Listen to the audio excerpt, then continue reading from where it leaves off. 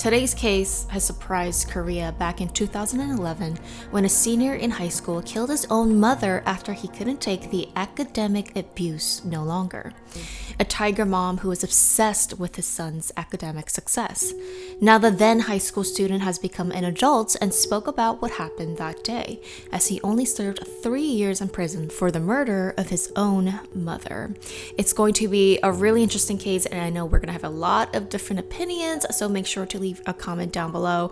I know it's been a long time, guys. I've ran GRAZY TV for about 4 or 5 years now, and I really needed a break. I am going to be back on this channel starting this year, trying to do more cases for you guys. That being said, ever since I've been studying true crime, I've been finding ways to protect myself, not only in person, but in the world of online. But because of that, we've been seeing so much scams and leak of personal information online, including myself, where I used to get so much spam calls and text messages and email. Did you know that hackers have been reported to have stolen over 2.5 billion personal information, including social security, your credit card information, your address? And that is why I personally been using Aura for the past 2 years, and they have been showing love and a continued sponsor for GRAZY TV. So thank you so much to Aura. They have you remove your personal information from third-party brokers. Also gives you even up to $1 million in theft identity protection. And of course, financial fraud protection as well. And this is important because I personally opened up a business online. I know I am a businesswoman now, but I personally feel so safe and protected because of Aura. Best of all, in my opinion, with Aura is that it comes with a VPN. So no more going to other websites and all these subscription sites so you can sign up for all these different protections. No, Aura has it everything in one affordable price. So the more we live and rely on the internet, we should stay protected. Go to aura.com/GRAZYTV to get your free 2-week trial to see if your identity have been leaked online. You can check this out for free right now. Thank you so much to Aura for the continued support, and to you guys. So back in 2011, we have a Korean couple who ended up having a son. So a very normal, intimate, small family in South Korea, and their son was named Kim. Now somewhere along the line, I'm not sure when, but the parents would get a divorce. The son Kim would be living with his mother while the father left and lived on his own. Now it seems like when the couple got a divorce, the father seemed a little bit estranged. He didn't come often around to see his son or, the family. And in 2011, it seems like it's been months, almost a year, since the father has seen his own son. And exactly, it's been about 8 months. So almost the entirety of 2011, he hasn't seen his son. Now, the father claims that during the 8 months, he has been trying to contact his ex-wife and his son to see if everything was okay, just to check up. And it seems like somewhere along the way, nobody was picking up. But especially his ex-wife, he hasn't talked to in a while, and she just wasn't picking up the phone. But he says that it wasn't unusual because they don't have a great relationship, and every time he would call, she would just never pick up. So he didn't think anything much of it. Eventually, after a while, I'm sure the father was like, my son is acting really weird. My ex-wife hasn't picked up in almost a year. Let me just go and check up on them. So he went to his ex-wife's house. He was knocking on the door. He was trying to open the door to their house, and he knew the son was in there because when he tried to come in, the son actually blocked the door manually. He didn't want his father to come in. The father obviously knew that something was really odd, like, what are you trying to hide in there? And he was able to pry the door open and go in. Now, this was the actual scene of what the father saw happened inside of their home. You could see it's a whole mess. I mean, there's books everywhere, old food. Like, this kid, a senior in high school, he must have been like 17 years old or 18, just wasn't taking care of himself. And as soon as he saw his son, Kim, he was just on the floor, like crying, not wanting to talk. Now, when the father went inside of the house, he noticed a foul odor. He knew that it could be maybe the old food that's been sitting around for months, but he noticed that his ex-wife's door has been taped, like fully taped, on the corners, on the front, and on the side.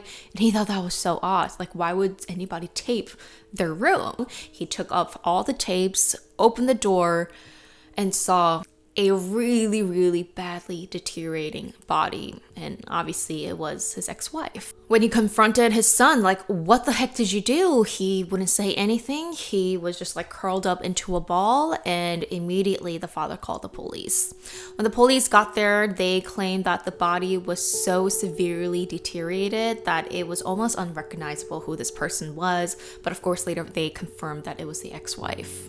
And later on, they found out that Kim was living exactly 8 months with his own mother's body. So this is what happened to this crazy, bizarre story, and we have to go all the way back when he was in elementary school. So Kim was described to be a very quiet and obedient student. And during his middle school days, he was actually number 1 in his entire class or in his grade. So number 1 in academic studies. Sometimes he will be number 2, but number 1 or number 2, it doesn't matter. That's like, you could tell Kim was such a smart student, but there was something very dark within his family that kept him or forced him to be number 1 academically. Now, before the couple got a divorce and it was just one family, the father claims that when he came home after work and he would see his son showering or bathing, he would notice when he took off his clothes, bruises in his body. And it was actually marks of his mother getting a stick, a wooden stick, and hitting his son as a punishment for not studying or not being number 1 or falling asleep or whatever it was. It had to do with academics and his studies. And the father claims that he got into a fight with his ex-wife all the time about this. The fact that she was using punishment to try and get him to study better. Now, in South Korea, as you guys all know, the academic system and like how the parents treat studying for their own kids is very harsh. As we all know, Asian parents, it's all about academics. It's all about what college you get into. Like, their pride is in the scores and numbers of where your child is in, their academic studies in school. So it's not anything too surprising, but the father, I guess, saw this was a little bit extreme, but he claims that he was himself afraid of his ex-wife because she had such a strong personality. Eventually, he says that he couldn't win. His ex-wife personality was way stronger than him. He no longer wanted to argue, and again, somewhere along the line, they got a divorce. Now, in middle school, as he got a little older, she would use a baseball bat. The crazy thing is, I told you, Kim was number 1 in his middle school classes, all of middle school, for his academics. Now, in any case that he will fall to number 2, he claims that the mother would beat him so hard for hours. Then he would study even harder and actually become number 1 in the next quarter. But he says that his mother would punish him even if he got number 1. And the excuse was, see, I knew you could do it all along. So why can't you keep being number 1? And would beat him for being number 1. According to friends and witnesses, they claim that the mother was so obsessed with her son's academic success that it just consumed her. That she felt like her worthy, that her success, her love, and her, again, worthiness as a person all was tied to her son's academic success and sending him to the best possible college ever. Otherwise, she felt unworthy. Otherwise, she felt anxiety. Otherwise, she felt fear in her life, so she was installing that fear to her own son. Now, high school gets even more competitive, and he wasn't able to be number 1, but he was still in the top 1% of the entire nation when it came to his academic studies. That's still very good. But now Kim's punishment got even worse, where she started to use golf clubs. There was even a time when she would beat him for 9 hours with a golf club. And later on, I will get into the evidence of all of this, like what happened to Kim's body and, what was left behind. Now, here are some photos of what Kim's mother has written down for him to look at anywhere he went to the kitchen or his room. These notes were there, and it was written by his mother, and it says, for example here, math. Memorize it perfectly. Find the perfect way for you to study. And it goes on and on about how to study and how studying and academics are so important. And another photo where it seems like this is where the kitchen is, where it says Seoul University Law School. So Kim's mother's life dream, I guess, was to send her son to one of the best schools in South Korea, which is Seoul University, the law department, so that he can become a lawyer, prosecutor, somewhere along the lines. Again, her friends and family think that she was so obsessed because she started to portray her failures in her own life to her own son, and that if her son succeeds and goes to the best school and become a lawyer, she can get revenge to everyone who has wronged her, including her own husband, ex-husband. I'm sure you guys have heard a lot about the term tiger parents, where they push their kids so hard academically, it's like their own dreams are depending, like their life dreams are depending on their own kids. It got really bad for Kim, especially now that he was in high school. As you guys know, in Korea, the final exam, the Korean SAT exam, is said to be one of the hardest exam in the world. And Koreans treat this as like break it or make it, like this will make your entire life, or you will be a failure for your entire life if you do not get a great score. And I know some of my old childhood friends who have gone to school in South Korea for their high school years, and they literally can't sleep. They literally sleep for like 3-4 hours a day to study and prepare for the Korean SAT exam. I don't even know what I would have done if I grew up in South Korea with that kind of academic pressure. Now that Kim was in high school, his mother's obsession with the academics have gone even 10 times worse. He says that when his grades would drop a little bit, his mother would kick him out of his own room, make him study and live in the living room, so that she would leave the door open from her room so that she can watch him like a spy, like 24/7, like a CCTV, and catch his son falling asleep a little bit, or if he's like on his phone or on the computer or doing anything other than studying, she would come out and beat him. At this point, Kim says that his mother wouldn't even let him sleep. He got so little sleep that he was always sleep deprived. At one point, Kim says that his mother used the golf club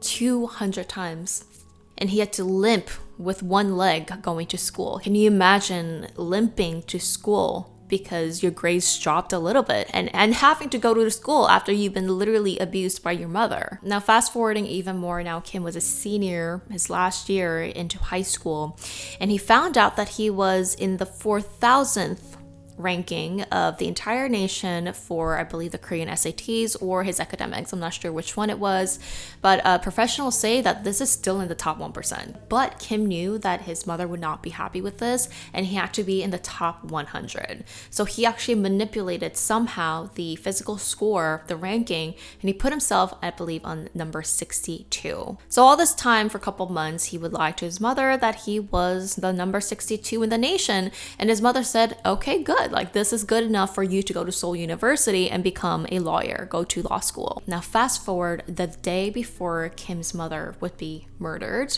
Kim looked at the calendar and found out that the next day was 학부모 모임, which is like the student, parents, and teacher meeting. So the parents would go into your school, discuss with the teachers, what college did we go to, how has my kid been, that kind of meeting. And Kim knew that he has been faking the ranking, the charts for a couple months now, and he knew that he couldn't lie anymore because his mother would find out that he is not number 62, but he is number 4,000. And he says that he literally feared for his life. At this point, Kim says that not that long ago, his mother would actually get the golf club and abused him for 9 hours. 9 hours.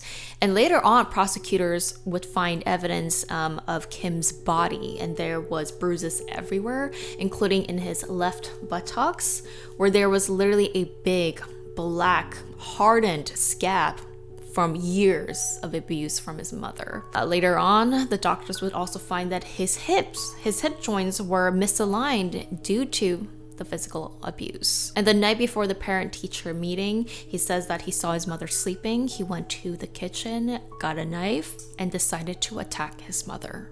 Kim says that right after this happened, he couldn't accept that what he did was actually reality. It's almost as if he disassociated himself, because he says that he just left his mother's body there. He didn't tell anybody, and he just left the door open and just lived like that for a couple weeks at first. Eventually, he says that he closed the door and decided to tape the door because he started to smell a foul smell, aka deterioration of the body. It's crazy because Kim says that, a couple times he even brought his friends over to his house while his mother's body was laying there, and his friends didn't know. So him and his friends would be inside of their house, eating some chips and snacks and just playing some games lightly. He even says that time to time he would hear his mother's father's voice.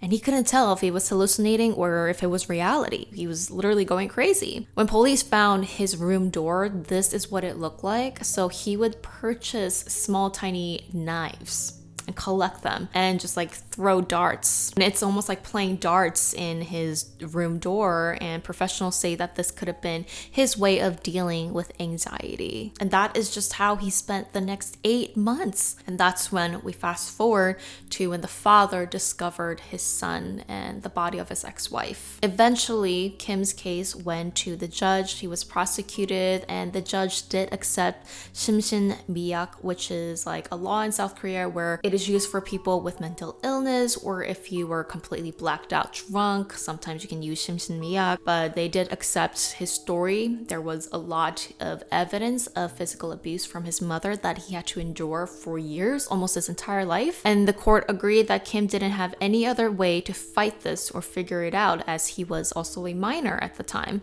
With being severely abused, sleep deprived, he would have most likely thought this was a life or death situation in his mind, and in his thought, he was defending himself. Kim was sentenced to 3 years into prison, which is the most minimum prison time you can get for a case like this. Kim's father says that he has visited his son frequently while he was in prison. And there's a letter written by Kim saying that, hey dad, like, I feel like you're changing. I always thought you were a selfish man. And for me, it seems like this letter really showed that Kim was hurt by his father, that it seemed like his father really left the family and for him to fend for his own. His father never really visited him or seemed like cared for him before this all happened. And, you know, he was able to reconnect with his father after this incident. And fast forward, Kim was released after 3 years, and 13 years later since this case, Kim is now in his early 30s and he has 2 kids of his own. Kim says that he is just waiting fearfully for the day when he believes he has to tell his children what happened to their grandmother and what he has done, and he just doesn't know how he's gonna tell his kids. And he wants to tell his mother that even without him, she's perfectly an amazing person, and regrets that he couldn't be there to understand that side of her and give her love. But, you know, how can a kid give anybody love if you're not receiving love from your own parents? Apparently in South Korea, there was a similar case where there was a girl in senior of high school. Her parents were tiger parents. Similar thing, pushed her. Finally, she got into the college that they wanted. And apparently, you know, they were inside of their apartments and the parents were like, yes, congrats, daughter. Like, you've got into the college that we wanted you to. Now you can go out and do whatever you want as a college student. And the daughter said, okay, is this all you've wanted? And after the parents are like, yeah, like, this is all. She felt like her worthiness and the only praise and love she can get from her parents was through her academics and not as herself. So right after she heard that from her parents, apparently she walked to the patio and jumped. It's incredibly sad, obviously, what happened to the story and to Kim. To be a child, basically a minor, and to feel like your parents, the ones who are supposed to be there for you and support you and understand you, to only make you feel like you're worthy is tied to your academics, and to not even have a way of releasing your stress, going out and, you know, having fun with your friends, or even being asked, hey, what do you want in life? You know, what you want to do, what brings you joy? And to deprive that from somebody, I can't imagine what that would just make you feel like. I remember when I was a kid, when my parents would never understand my love for music and entertainment and always made me study. It just made me, I felt like I grew up as such a depressed, dark kid because I didn't know who I was. I wasn't allowed to ask myself who I am or what I want to do. And I feel like a lot of Asian parents think that you can go out and do whatever you want when you're an adult, but your childhood and your teen years is so critical and important to developing that identity. And why does our parents' pride and joy have to come only from your kids doing well academically and going to the best school in college? So what? So they can tell their friends? So let me know what you guys have thought about today's case. There has been some 50-50 response according to Kim's story, saying that why are you giving your microphone to a murderer? But I think a little bit different. Everybody has a backstory, especially in cases like this. Thank you so much to Aura. Remember to go check out aura.com/grazytv to get your 2 weeks of free trial so that you can stay protected, and see you guys in the next case.